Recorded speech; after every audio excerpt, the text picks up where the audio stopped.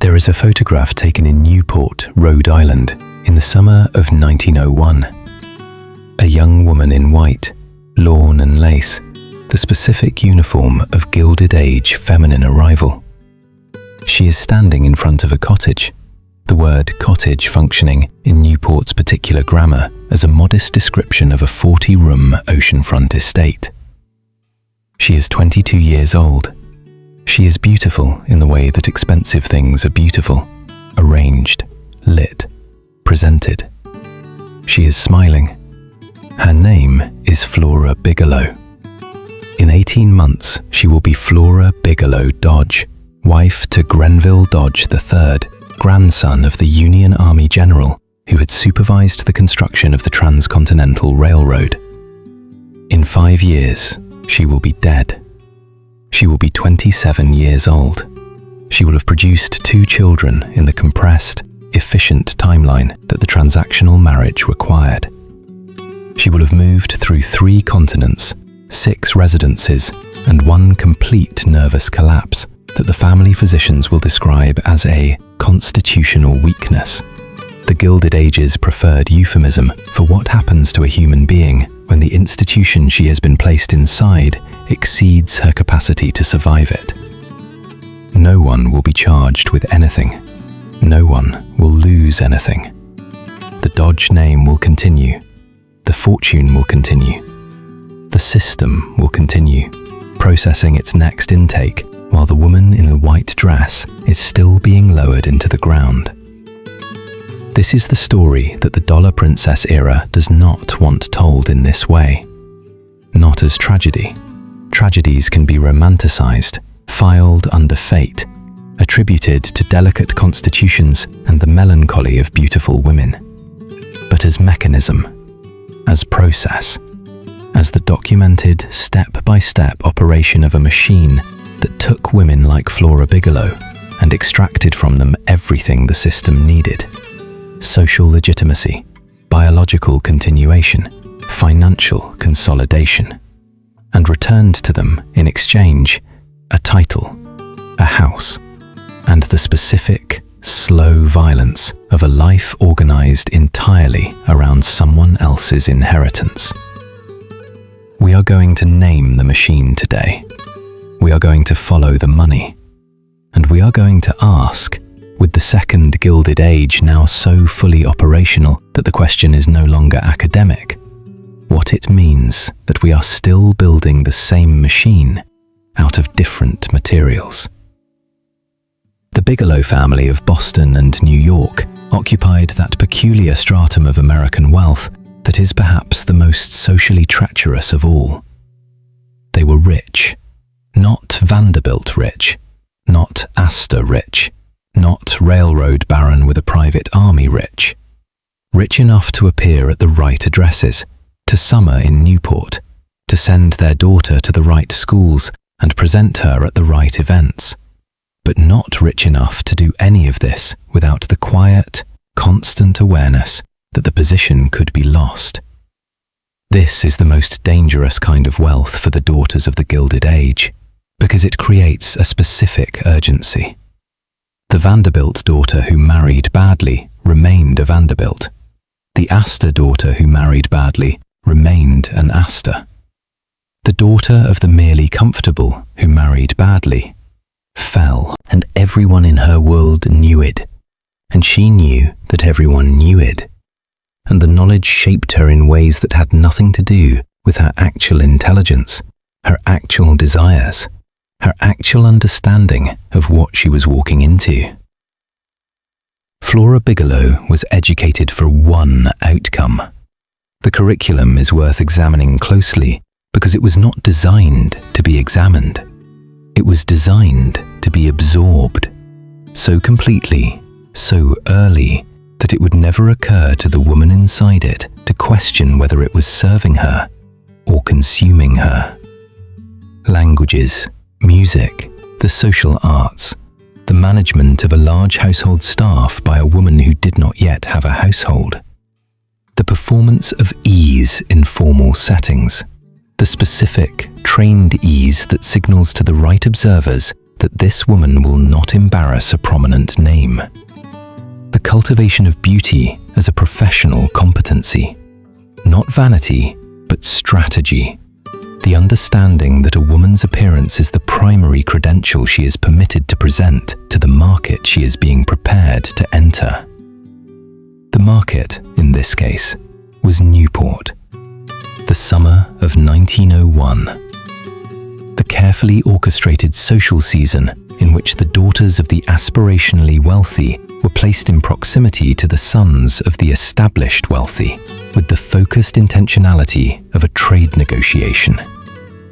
Because that is what it was.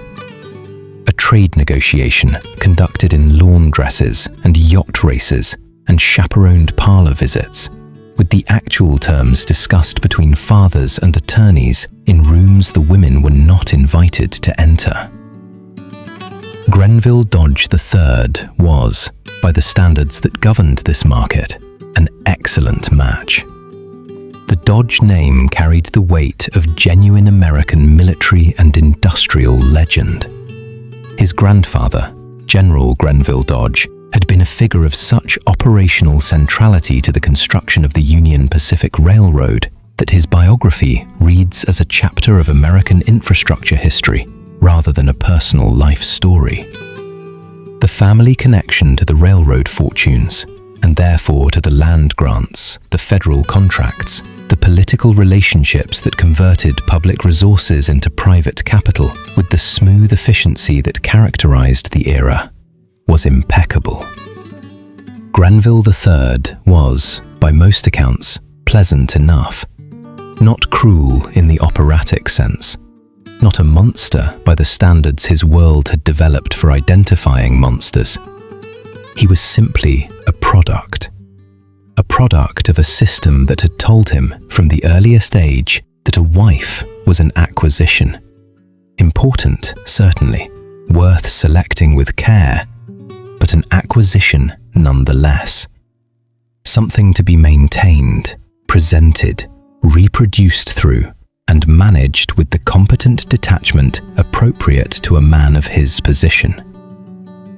He was 24 when they married. She was 22. The wedding was covered by the society pages of 3 newspapers. The guest list read like an index of the Gilded Age's most consequential surnames. The flowers alone cost more than the annual salary of the men who had built the railroads that paid for them. Flora Bigelow became Flora Bigelow Dodge. The transaction was complete. The clock began. What happened next is documented in the careful, oblique language that the Gilded Age reserved for things it did not wish to describe directly. There are letters. There are physicians' records, partially preserved, the medical language of the era performing the same function as the social language, describing without naming, categorizing without analyzing, producing an official record that manages to be technically accurate and completely dishonest simultaneously. What the letters describe, if you learn to read the encoded register of upper-class feminine correspondence in the first decade of the 20th century, is a woman disappearing. Not dramatically, not in a single crisis that can be pointed to and assigned a cause and a consequence.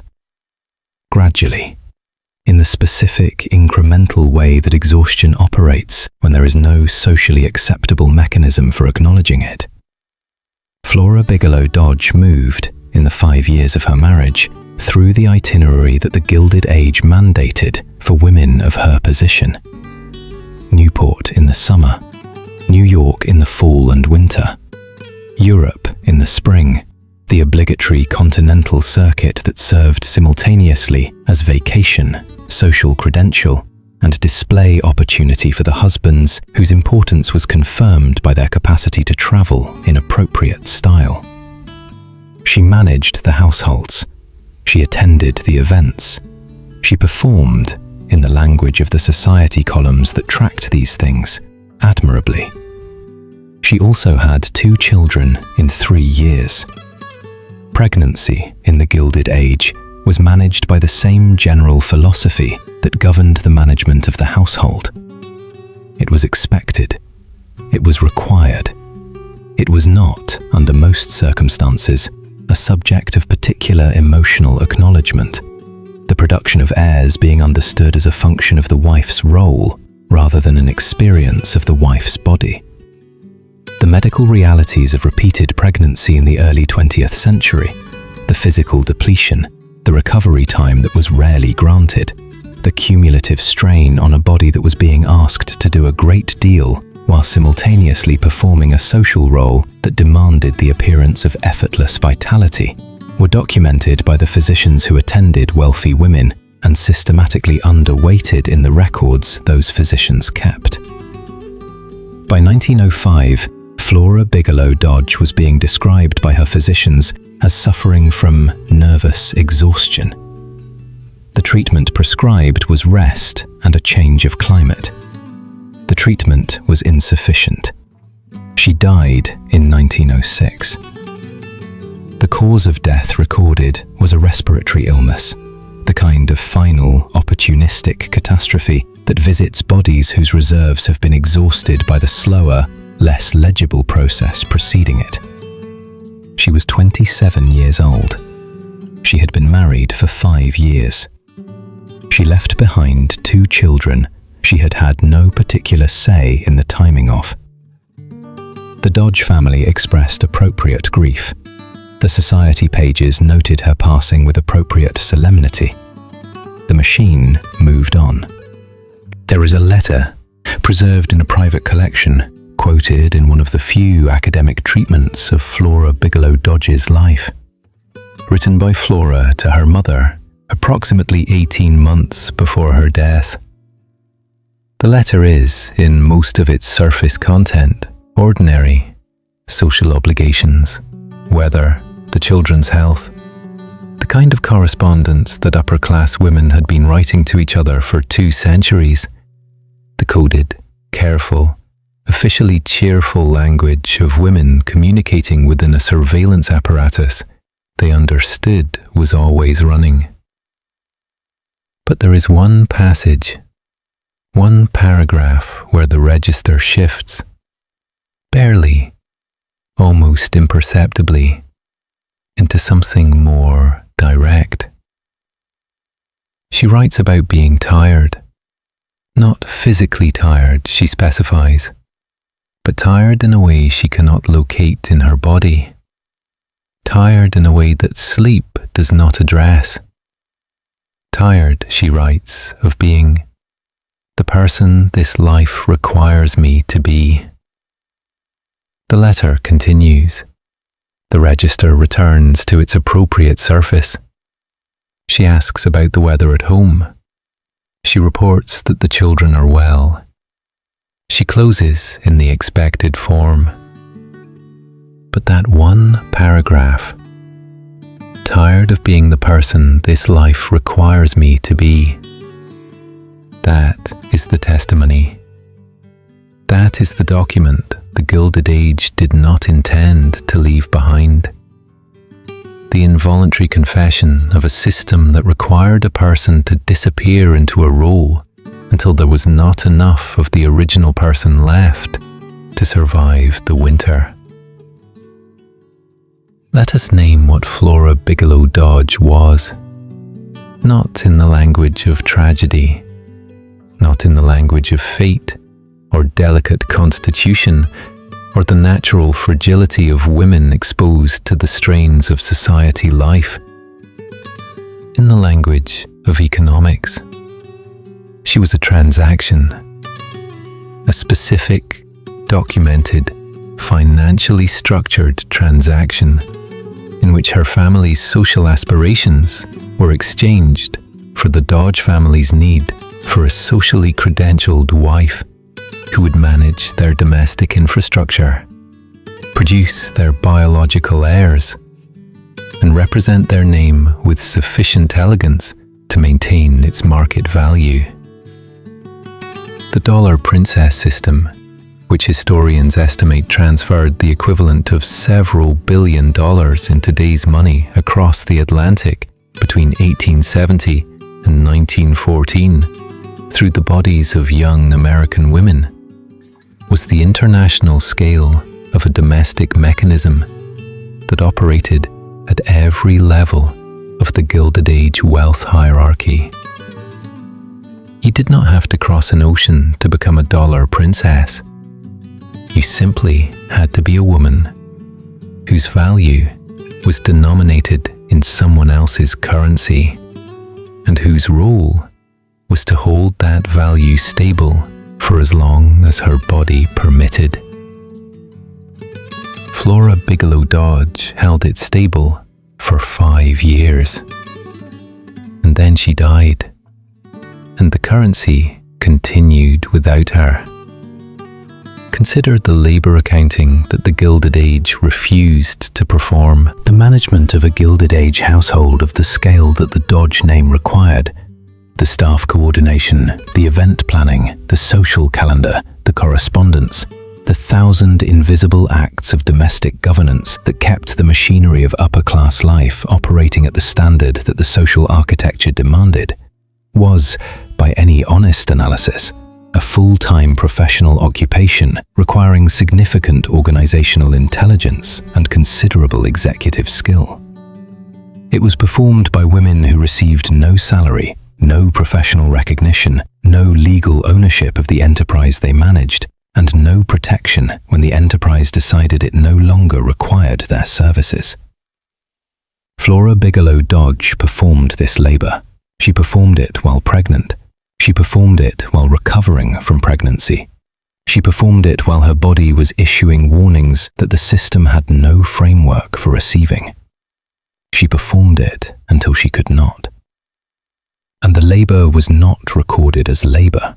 It was recorded as wifely duty, which is the Gilded Age's precise, deliberately chosen language for work it intended to extract for free. Now look at the world being built right now. We are living through a second Gilded Age, in which the labor accounting question has not been resolved. It has been repackaged. The domestic labor of women is still largely uncompensated, still largely invisible in the economic metrics that determine the official size of the economy, still largely absent from the legal frameworks that govern what happens to a woman when the partnership she performed that labor for dissolves. The prenuptial agreement that the tech billionaire's attorneys prepare, with its careful enumeration of premarital assets, its vesting schedules, its specific exclusion of wealth generated during the period the woman was managing the household, the children, the social infrastructure that allowed the wealth to be generated, is structurally identical to the Dodge family trust instruments that ensured Flora Bigelow's labor would remain the Dodge family's capital. The tradwife content ecosystem, in which domestic labor is performed for an audience that generates advertising revenue for platforms the women don't own, while the ideology performed works to reduce the legal protections of the women performing it, is structurally identical to the Gilded Age system in which domestic labor was performed for a social audience that generated dynastic legitimacy for families the women didn't control. The packaging is different. The ring light is new. The extraction is the same. And then there is the body, the specific, physical, irreversible cost that transactional marriage levies on the body of the woman inside it. Flora Bigelow Dodge was dead at 27. Consuelo Vanderbilt, the most documented of the dollar princess marriages, described her years inside the Duke of Marlborough's household as a systematic physical and psychological diminishment. She developed what she described as a permanent tremor. She lost weight she could not afford to lose. She cried, she testified later in court, every single day of her engagement. These are not anecdotes. These are the documented testimony-level accounts of what the system did to the bodies of the women it processed. And the system's response, when it bothered to respond at all, was to note the constitutional weakness of women. the fragility that made them unsuited for the strains of public life, the need for careful management of their nervous systems, a management that, conveniently, required the continued supervision of men. The bodies were breaking because the system was breaking them, and the system was recording the breakage as evidence of female fragility. This is the machine. This is how it ran. This is how versions of it are still running. Flora Bigelow Dodge is not a famous name. She does not have a Wikipedia page that generates significant traffic.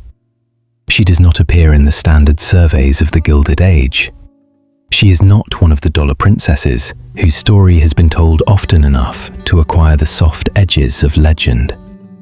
She is, in the historical record, a footnote, a name in a guest list, a line in a marriage announcement, a cause of death in a physician's register. And that is, I want to suggest, precisely the point. The Gilded Age machine was not only good at extracting labor, it was good at erasing evidence. The women who survived it long enough to write memoirs, give testimony, or achieve sufficient notoriety that their stories became unavoidable. Consuelo Vanderbilt, Clara Ward, Amy Crocker. These are the exceptions. Flora Bigelow Dodge is the rule. The woman who entered the machine at 22 performed what the machine required and was gone at 27, too thoroughly processed to leave behind anything that the machine couldn't easily contain. Except one paragraph, in one letter, to her mother. Tired of being the person this life requires me to be. That sentence is the testimony of every woman the machine consumed efficiently enough that nothing else survived. It is the testimony of the women whose names are not in this video, because the machine was too good at its work to leave their names behind. And it is, in its way, the most damning document the Gilded Age accidentally produced. Not the financial records, not the property deeds, not the marriage contracts and the dowry negotiations, and the trust instruments specifically designed to ensure that women could not access the wealth their labor produced. One sentence, in one letter, from a 26-year-old woman who had 1 year left to live, and knew something was wrong, and had no language her world would accept for naming what it was. The second Gilded Age is generating its own letters, its own unread paragraphs, its own sentences about being tired in ways that sleep does not address. They are written in texts now, not correspondence. They are sent to friends, not mothers. They are expressed in the specific, coded, officially cheerful language of women communicating within a surveillance apparatus they understand is always running. And the question I want to leave you with, the question that Flora Bigelow Dodge's one honest paragraph makes unavoidable, is this. When we look at the systems being built right now, the legal architectures, the financial structures, the cultural ideologies that are organizing the terms under which women's labor, bodies, and time are being valued and extracted, are we looking at a machine that has learned from the Gilded Age, or are we looking at a machine that has simply been upgraded? And what would it take, not to survive it, not to navigate it more cleverly, not to find the paragraph in the letter where the woman tells the truth, but to dismantle it? Tell me what you think in the comments. I read every one.